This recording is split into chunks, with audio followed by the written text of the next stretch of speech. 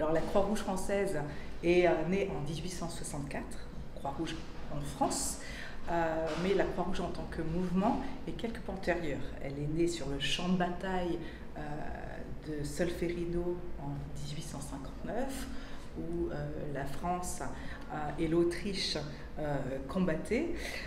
C'est un citoyen genevois, Henri Dunant, qui a pris l'initiative, en voyant ce désastre, parce qu'il se trouvait sur le lieu de la bataille à ce moment-là, d'aller porter secours aux blessés de guerre, aux blessés militaires, avec les civils de la ville de Castiglione, les femmes notamment, et on a fait un livre qu'il a diffusé dans toute l'Europe, qui s'appelle Souvenirs de Solferino, dans lequel il a posé les bases de ce que deviendra la Croix-Rouge et surtout des conventions de Genève qui vont être signées en 1864. Donc c'est sur cette base-là que va se construire la Croix-Rouge.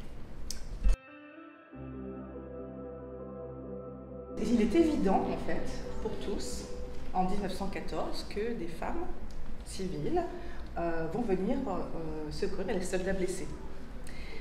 Qu'elles ont été formées pour ça. C'est une évidence, elles sont valorisées en 1914, elles sont héroïsées en 1918, mais ça n'a pas du tout été une évidence dès le départ. On est déjà à la deuxième, voire troisième génération. Il faut revenir 50 ans auparavant, à la naissance de la Société de secours aux blessés militaires, qui est à l'origine de la Croix-Rouge française, et à la guerre de 1870, pour voir émerger les premières femmes venir secourir les blessés, alors pas sur le terrain des conflits, hein, mais à l'arrière dans les hôpitaux, et se dire qu'elles vont avoir besoin d'être formées. Voilà. Alors religieuses ou civiles, hein, peu importe. Et de là va naître un vrai mouvement à la fois pour la formation des infirmières civiles dans les hôpitaux, mais aussi et surtout pour les infirmières, un mouvement de formation pour les infirmières de guerre qui interviendront en cas de conflit auprès du service de santé des armées, au sein de la Croix-Rouge française, donc spécifiquement pour venir en soutien, en secours aux soldats blessés. Alors cette formation, au départ, se fait sous la forme de conférences dans des cours qui s'organisent dans les mairies, que la Croix-Rouge, alors la SSBM, la DF, l'UFF organisent dans les mairies, et puis petit à petit, depuis 1900, on a des établissements qui sont vraiment conçus pour ça, des dispensaires écoles, des hôpitaux écoles, qui sont créés spécifiquement pour former ces infirmières. Alors, sur une première année, elles obtiennent un diplôme simple et au bout de 2 ans, elles obtiennent leur diplôme supérieur et elles peuvent devenir infirmières majors. Ces formations allient à la fois la théorie, mais la pratique au lit du malade. Donc on a, à la veille de la guerre, un formidable contingent de femmes qui ont été formées spécifiquement pour le secours en cas de guerre et qui sont mobilisables, parce qu'il y a tout un dispositif qui avait été mis en place autour aussi, mobilisables et qui vont être mobilisés dès les premiers jours et être actives dans les hôpitaux auxiliaires de la Croix-Rouge et auprès du service de santé des armées dès les premiers jours de la mobilisation.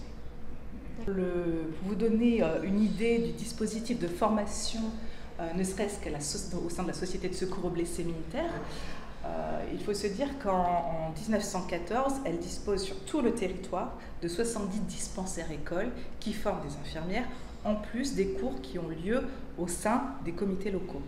Donc ce qui va nous donner à la veille de la guerre, pour la SSBM à peu près de 15 000 infirmières, pour l'association des dames françaises, un peu plus de 5 000 et 11 200 pour l'Union des femmes de France. Et ce chiffre va littéralement doubler durant le conflit. On va former d'autres infirmières à un premier niveau, un second niveau, mais ainsi à des niveaux d'auxiliaires qui seront encadrés par des infirmières diplômées pour fournir le plus de soignants possible. Alors, elles sont formées, mais elles ne sont pas destinées à être immédiatement actives dans la zone des armées. Ça va venir progressivement. Elles sont surtout formées pour être actives au sein des hôpitaux auxiliaires que la Croix-Rouge constitue et prépare depuis des années en cas de mobilisation. Au plus fort de la guerre, il y en aura à peu près 1480 sur l'ensemble du territoire. Ce sont des hôpitaux de l'arrière, pas des hôpitaux de l'avant.